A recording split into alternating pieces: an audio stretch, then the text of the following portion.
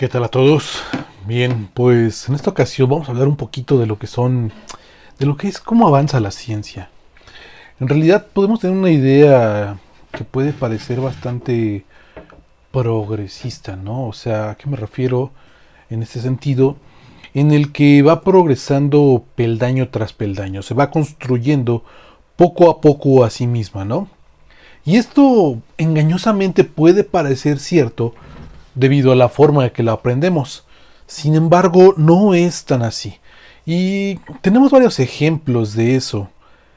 Pero antes que nada, déjenme hablarles de esto que se llaman los paradigmas de la ciencia. El paradigma no es más que como una forma de ver las cosas.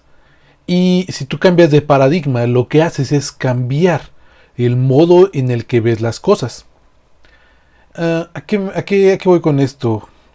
Como nosotros siempre estamos acostumbrados a actualmente aprender la ciencia, digamos, desde sus inicios, ¿no? Por ejemplo, en el mundo de la ingeniería y las matemáticas, cuando empezamos a aprender cálculo, ¿qué es lo que pasa? ¿Qué es lo primero que aprendemos?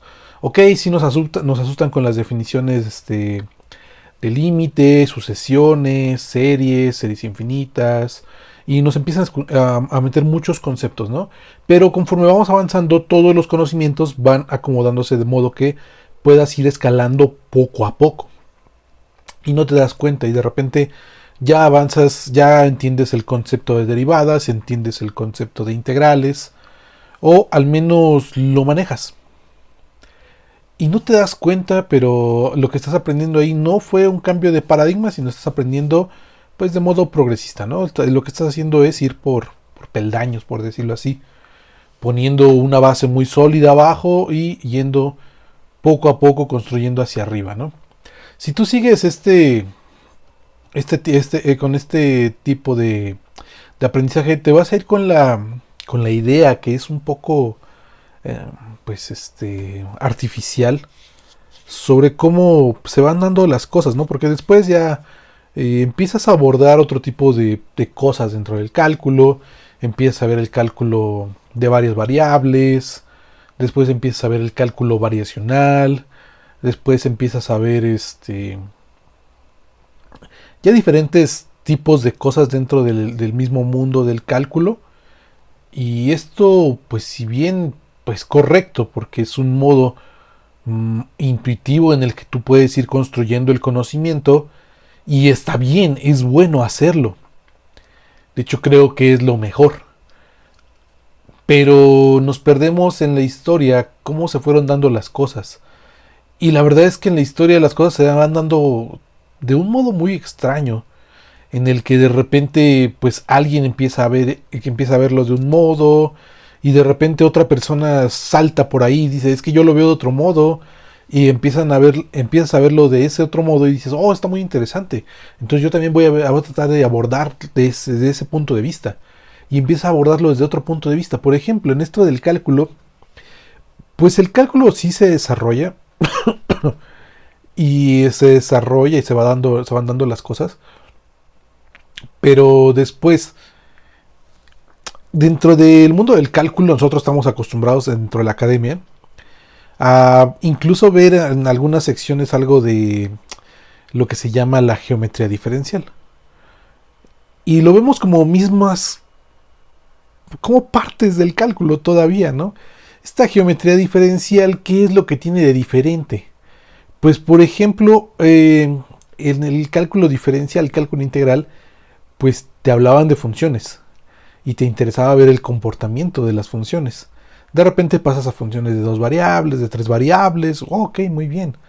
Empiezas con la geometría diferencial y nadie te dice lo que cambió un poco dónde está cambiando la cosa, porque nadie te lo explica, solo te lo avientan de sopetón, y esto en la mayoría de los programas, sobre todo en el mundo de la ingeniería, ¿no? Cuando estamos abordando matemáticas y física, sí son un poco más específicos y sí se le da su espacio al propio enfoque de la geometría diferencial, porque siempre viene como una materia aparte. Pero en la gran mayoría de las personas que estudian matemáticas, pues llegan a ver estos conceptos de torsión, curvatura, las fórmulas de Frenet-Serret, el vector tangente, el vector normal, el vector binormal, pues solamente como lo ves como una curiosidad extra, ¿no? Sin pensar, ¿por qué me están poniendo esto? Y la respuesta está en el cambio de paradigma, porque antes estabas viendo funciones, las estabas viendo, las estabas analizando, estabas apenas entendiéndole tal vez, cuando de repente llegan y ¡pum! Te mandan unos conceptos nuevos y tú pues solamente te dedicas a resolver y pues pasar la materia, ¿no? Normalmente. Pero cuando lo piensas de un modo un poco más profundo, ¿qué es lo que cambia ahí? Y ahí es donde podemos ver un cambio de paradigma, ¿no? Podemos ver en otras cosas, pero vamos a abordar este ejemplo. Cambiamos de estudiar las meras funciones a ahora estudiar como tal las curvas, porque la geometría diferencial lo que hace es estudiar las curvas como tal, como ente de estudio y las superficies, ¿no? Entonces, pues comienzas abordándolo, abordando lo mismo desde otra perspectiva diferente. Ahora me interesan las propiedades de la curva, no las propiedades de la función, no si tiene máximos, no si tiene mínimos, no. Ahora me interesa dónde están las propiedades de la curva misma, porque nos damos cuenta que la curva misma es un espacio en sí mismo y que nos puede ayudar, nos puede ser conveniente estudiar para cierto tipo de cosas. No, por ejemplo, es muy usado en el mundo de la inteligencia artificial y la conducción, pues cuando estamos trazando, pues cuando queremos que un auto se maneja con inteligencia artificial, queremos que dé la vuelta hacia la derecha. Pues como tal, el auto mismo está viviendo sobre una curva, ¿no? La curva, digamos que va recta y de repente lo que tiene que hacer es virar a la derecha. Entonces, ¿qué es lo que va a hacer? Va a tomar un cierto radio de curvatura para integrarlo a los cálculos de de la propia curva que está viviendo, y entonces va a poder así dar la vuelta, ¿no? Esto lo podemos hacer con con todos los trayectos, ¿no? Entre la curva sea más ligera, el radio de curvatura pues va a ser muchísimo más grande, y cuando el camino sea recto, ¿qué es lo que vamos a tomar? Pues como una curva de un radio infinito.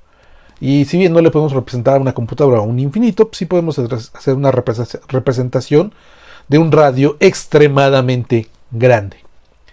Y entonces este cambio de paradigma pues sí sirve, sí tiene aplicación. Otra cosa es que es difícil verlo, ¿no? Sobre todo cuando uno está sufriendo con las materias, es difícil verlo, pero estos cambios de paradigma se van dando y pues es lo que te lleva a tomar otros caminos, otros enfoques y otro tipo de cosas que te ayudan a abordar los distintos problemas y ponerles una solución actual. Porque actualmente uno tiene un bagaje de conocimiento muy muy grande. O sea, uno termina o va cursando una carrera de ingeniería o de ciencias y uno va adquiriendo una cantidad de conocimiento brutal que uno no se da cuenta que de verdad nos ha llevado mucho tiempo construir para que lo tengamos que dominar en 4 o 5 años. Es un poco injusto, sí, pero pues no sé si es necesario o no, pero es el modo en el que se ha dado, ¿no? Tendremos que cambiarlo posiblemente, pero para mejorarlo, ¿no? Quedarnos con los mejores elementos y a partir de ahí tratar de construir. Bueno, esto no es una crítica al sistema de educación, eso no me dedico yo a pensar ese tipo de cosas, pero sí en los paradigmas de la ciencia y en cómo avanza. Cómo avanza dependiendo de las ideas loquitas que se le ocurran a alguien, empieza a ver las cosas de otro modo y de repente presenta un paradigma diferente. Las personas a su alrededor voltean a verlo y entonces comienzan a abordar las cosas desde un punto de vista diferente. Como les comentaba en la geometría diferencial, pues empezamos a estudiar las curvas, los planos por sí mismos. ¿Por qué? Porque son lo que son, es lo que tenemos y queremos estudiarlos. ¿Por qué? ¿Quién sabe? ¿Que tenga aplicación después? Ok, pues sí, tiene aplicación después, está padre, qué bueno. Pero es el cambio de paradigma lo que nos lleva a avanzar un poco en en estas lagunas del conocimiento, ¿no? Porque, por ejemplo, también tenemos en física, tenemos el enfoque pues, de la mecánica clásica de Newton de toda la vida, que es bastante útil. Pero cuando tú avanzas un poco más y profundizas un poco más dentro de la propia física, descubres la mecánica de Lagrange.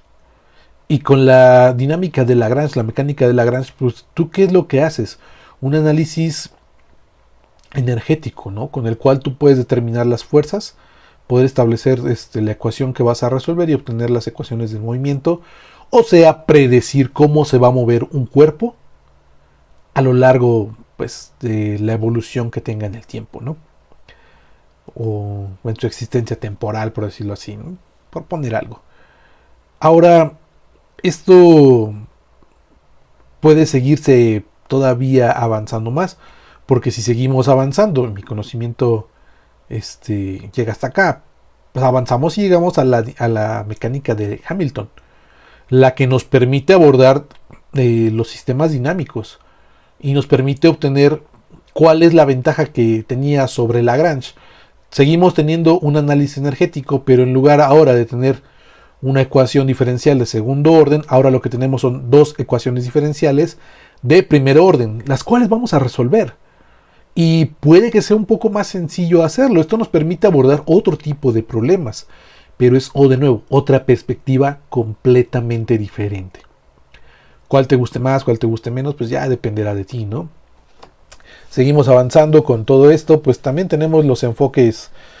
Por ejemplo, en la mecánica, pues dejamos de verla como un ente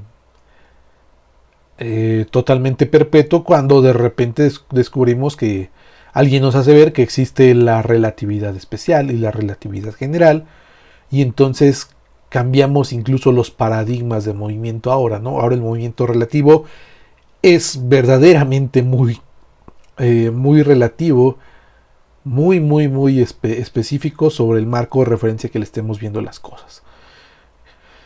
Esto básicamente son algunos de los casos, ¿no? Pero vamos, se identifican por ahí muchos otros dentro del área de la ciencia en general, por ejemplo, en la medicina. En la medicina, ¿por qué? Pues en la medicina, pues al principio era como lo que decían los griegos, pues era aliviar los humores del cuerpo, ¿no? Después era, cuando la medicina avanzó, pues era evitar que las personas murieran. ¿Por qué? Pues porque la esperanza de vida era muy corta. O sea, las personas vivían por ahí de los 30 años de vida, 40 años y tú ya eras un mega anciano.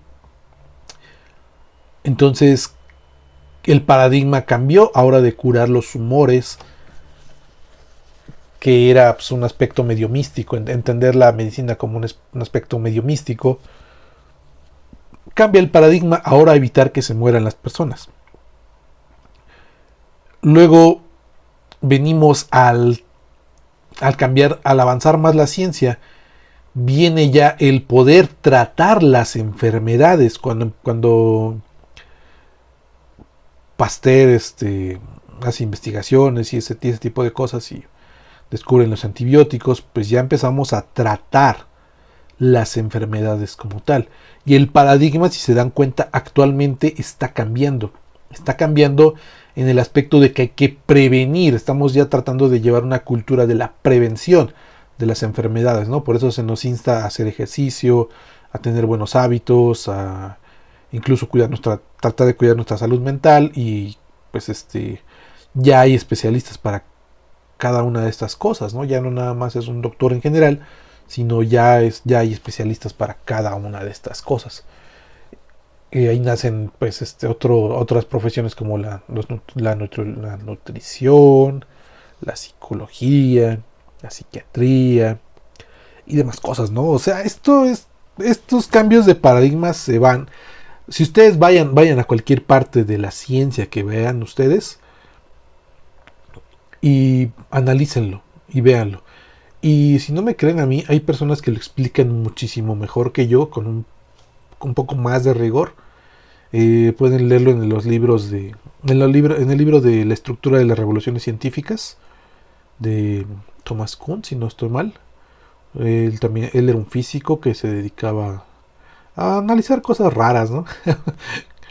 Y con enfoques muy curiosos, en los que muchos físicos no tienen, o bueno, yo al menos no conozco que tengan, pero es muy interesante. Si pueden, léanlo. Es un libro pesado, la verdad es pesado, pero te hace entender las cosas de un modo bastante interesante.